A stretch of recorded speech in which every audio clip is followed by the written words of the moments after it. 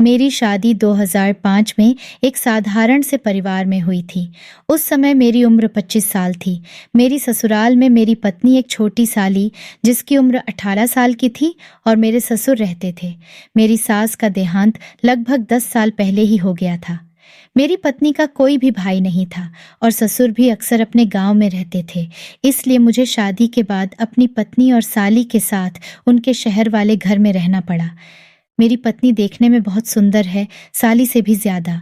मैंने कभी भी अपनी साली को बुरी नजर से नहीं देखा।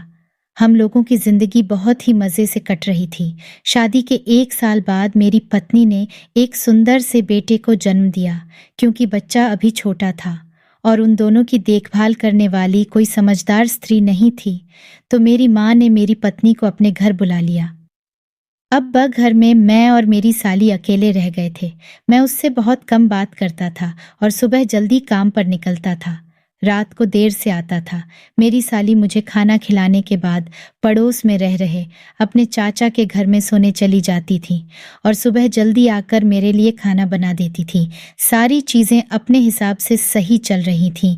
पत्नी से बिछड़े हुए लगभग 1 महीना हो गया था और अब मेरा मन व्याकुल होने लगा था, लेकिन कोई तरीका समझ में नहीं आ रहा था।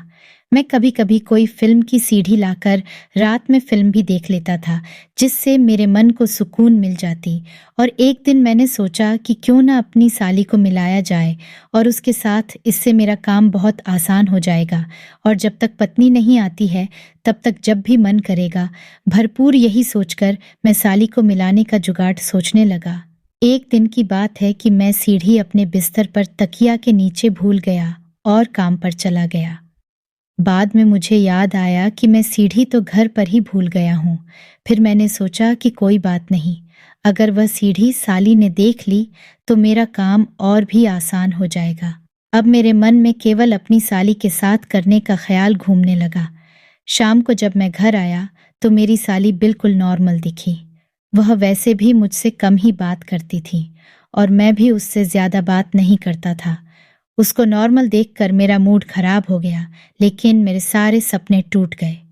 अब मैं अपना सारा दिमाग इस बात को सोचने में लगाने लगा कि कैसे अपने दिल की बात साली को बोलूं। पता नहीं वह भी मुझे पसंद भी करती है या नहीं। ऐसा ना हो कि कुछ बवाल हो जाए। यही सोचते सोचते सारा दिन बीत गया। मेरा काम में बिल्कुल भी मन नहीं लग रहा था, इसलिए उस दिन मैं शाम को जल्दी घर आ गया। मुझे देखकर मेरी साली ने एक प्यारा सा स्माइल दिया और बोली, जीजा जी, आज तो आप बहुत जल्दी घर आ गए। आप चाय पीजिए, तब तक मैं सब्जी लेकर आती हूँ। मैं कपड़े बदलकर चुपचाप चाय पीने लगा और साली को देखने लगा। उसका खूबसूरत चेहरा मेरे अंदर एक लहर पैदा कर रही था। वह बोली, मैं सब्जी लेकर आती हूँ, और घर से बाहर निकल गई। मैं प्यारी नज़रों से उसको देखता ही रह गया। बाजार से वापस आने के बाद वह अपने काम में लग गई और मैं कमरे से बाहर निकलकर बालकनी में बैठ गया।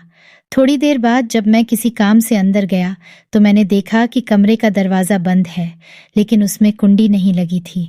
मैंने धीरे से दरवाज़ा खोला और अंदर का नज़ारा देखकर मेरी आंखें फटी रह गईं। मेरी साली अपने, मैंने सोचा कई मौका बढ़िया है, अभी जाकर इसके साथ करते हैं। लेकिन अंदर से एक डर भी था कि कहीं बात बिगड़ ना जाए, क्योंकि हम दोनों के बीच कभी भी ज़्यादा बात नहीं होती थी और ना ही कोई हंसी मजाक होता था। अभी मैं ये सब सोच ही रहा था, कई दरवाजे की घंटी बजी और मैं जल्दी से बाहर आ गया। दरवाजे पर पड़ोस में रहने वालों चाची और उनकी बेटी आए हुए थे।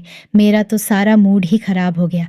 एक सुनहरी मौका आते आते हाथ से निकल गया। उसी बीच में 2 दिन की छुट्टी लेकर अपने घर आ गया, क्योंकि अपने बेटे को देखे हुए काफ़ी दिन हो गए थे और पत्नी को भी बहुत दिनों से नहीं देखा था। लेकिन घर आने के बाद भी पत्नी के साथ वक्त बिताने का मौका नहीं मिला। 2 दिन रुकने के बाद मैं वापस आ गया और मैंने जानबूझकर शाम की ट्रेन पकड़ी। रात को लगभग 2 बजे मैं ससुराल वाले घर पहुंचा। मेरी साली और उसकी चचेरी बहन घर में थी। वह दोनों मेरे कमरे में मेरे ही बेड पर सो रही थी। मैंने उसको बोला, यही लेटी रहो, मैं एक किनारे लेट जाऊंगा। मेरी साली बीच में थी और उसकी चाचा की बेटी किनारे पर लेटी थी। मैं भी कपड़े बदलकर दूसरे किनारे पर लेट गया, लेकिन मेरी आंखों से नींद गायब थी। मैंने करवट लेने के बहाने अपना हाथ उसकी। मेरे हाथों की वजह से उसकी आंख खुल गई और मैं सोने का नाटक करने लगा। उसने सोचा कि मैं थकान की वजह से बहुत गहरी नींद में सो रहा हूँ। मुझे उसकी धड़कनें तेज होती महसूस हो रही थीं। शायद मेरे स्पर्श से उसके अंदर तभी उसकी चाचा की बेटी ने उसकी तरफ करवट ली, जिससे मेरी साली थोड़ा सा अलग हो गई। फिर मैं भी चुपचाप सो गया, लेकिन मैंने मन ही मन यह सोच लिया था कि अपन साली को अब जल्दी ही मिलाना है। मुझे मन ही मन अपनी चचेरी साली पर बहुत गुस्सा आ रहा था। अगर आज वह ना होती तो आज ही मैं अपनी साली के साथ जरूर करता। खैर, कोई भी काम अपने समय से पहले नहीं होता। दूसरे दिन सुबह मैं देर से उठा और मैंने जानबूझकर ऐसा दिखाया कि मेरा मूड बहुत खराब है। उस दिन मैं काम पर भी नहीं गया। दोपहर को खाना खाने के बाद मैं अपने कमरे में आकर लेट गया। थोड़ी देर बाद मेरी साली भी काम खत्म करके मेरे कमरे में आ गई और उसने मुझसे पूछा, जीजा आपका मूड कुछ सही नहीं लग रहा है, क्या बात है? मैंने उसको बोला, मेरी लाइफ बिल्कुल नीरस हो गई है। मेरी बीवी और बेटा मुझसे दूर है और मैं यहाँ अकेला पड़ा हूँ।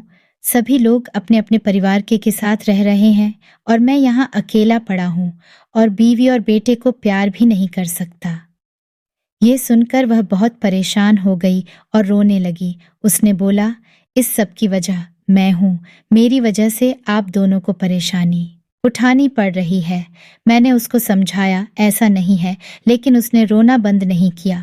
फिर मैंने उसको गले से लगाया तो वह और तेज रोने लगी और मैं उसको चुप कराने लगा। मैंने सोचा कि यही मौका है उसको सांत्वना देने के बहाने उसके साथ करने का। तभी मैंने उसने हटने की कोशिश की तो मैं बोला, आज मत रोको, अगर तुम मेरा साथ नहीं दोगी तो कौन देगा? अगर तुम चाहती हो कहीं मैं परेशान ना रहूं तो मुझे अपनी सब कुछ हो जाने के बाद थोड़ी देर तक हम दोनों वैसे ही शांत पड़े रहे। फिर मैंने उसको पूछा, कैसा लगा? तो वह मुस्कुराते हुए बोली, बहुत मज़ा आया। अगर मैं यह जानती कभी आप मुझे पसंद करते हैं तो मैं यह 1 महीना बर्बाद नहीं होने देती। उस दिन से दोस्तों मेरी तो दुनिया ही बदल गई। अब वह सुबह जल्दी आ जाती और मैं शाम को जल्दी आ जाता। हम दोनों के खेल का चैप्टर शुरू हो गया। अब हम दोनों ही खुश थे, मानो हम लोगों की दुनिया ही बदल चुकी। दोस्तों, अगर आपको कहानी पसंद आई तो वीडियो को लाइक करें और चैनल को सब्सक्राइब करना ना भूलें।